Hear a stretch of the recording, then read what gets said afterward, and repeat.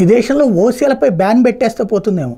ఓసీలు పెళ్ళిళ్ళు చేసుకోకూడదు, పిల్లల్ని కనకూడదు, కనేటట్టయితే కనుక ఇక్కడ చదివించడానికి ఇష్టపడకూడదు, ఇక్కడ కూలి పనులు చేయించుకోవాలి, లేదంటే కనుక పాచి పనులు చేయించుకోవాలి, అంతే తప్పించి వాళ్ళు ఎవరు కూడా బ్రతకడానికి వీలు లేదని చెప్పేసి ఏదన్నా కొత్తగా జీవో ఇచ్చేస్తే సరిపోతుందేమో. రేపు పొద్దున రాహుల్ గాంధీ గారి అధికారంలోకి వస్తే ఆ పని చేసేయడం బెటర్.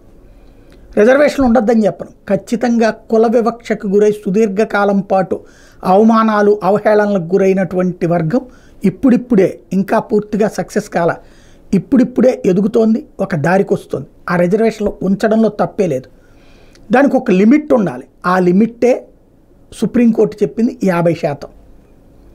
ఇక అగ్రవర్ణ పేదలు అంటే అనేకంటే కూడా రిజర్వేషన్లు పొందని కులాలలో పేదల కోసం నరేంద్ర మోడీ వచ్చి ఒక 10% రిజర్వేషన్ తీసుకొచ్చాడు. రిజర్వేషన్లో పొందని కులాల్లో ఉన్నటువంటి పేదలకి అది ఇప్పుడు కొంత ఊరట. వీటి వలన అంటే 95 మార్కులు 99 మార్కులు వచ్చినటువంటి వాడికి ఇబ్బంది అవుతున్నది. 35-40 మార్కులు వచ్చిన వాళ్ళు పాస్ ఇక్కడ ఉద్యోగాలు సంపాదిస్తున్నారు లేదా మంచి సీట్లు సంపాదిస్తున్నారు బాధపడుతున్నటువంటి వర్గానికి ఒక చెంచాడు ఊరట వాళ్ళకి అయిపోయింది. ఇప్పుడు 50% దాటిచ్చేస్తాం, పెంచుకెళ్ళిపోతాం. మోడీ వస్తే రిజర్వేషన్లు తీసేస్తాడు. మోడీ రిజర్వేషన్లు తీయాలనుకుంటే 10 ఏళ్లలో తీసేసేవాడు కదా, ఎవడాపు వచ్చాడు వాళ్ళని. కానీ తీయలేదే, అక్కడ ఇంకా కంటిన్యూ చేస్తామని చెప్తున్నారే.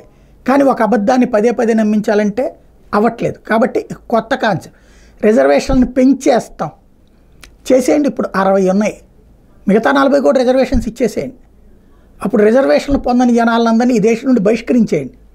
ఏ పాకిస్తాన్కో ఆఫ్ఘనిస్తాన్కో లేకపోతే తరిమేసేయండి, లేదా పక్క దేశాలతో వీళ్ళకోసం ఏదన్నా దేశాన్ని తయారు చేయండి. అసలు ఏం మాట్లాడుతున్నారో ఏం చేస్తున్నారో అర్థం కాదు. అధికారం కోసం ఇంతగా దిగజారిపోవాలా, ఇన్ని రకాల చేష్టలు చేయాలా, ఏం మాట్లాడుతున్నారో అర్థం కానటువంటి విచిత్రమైన పరిస్థితుల్లోకి వచ్చారు.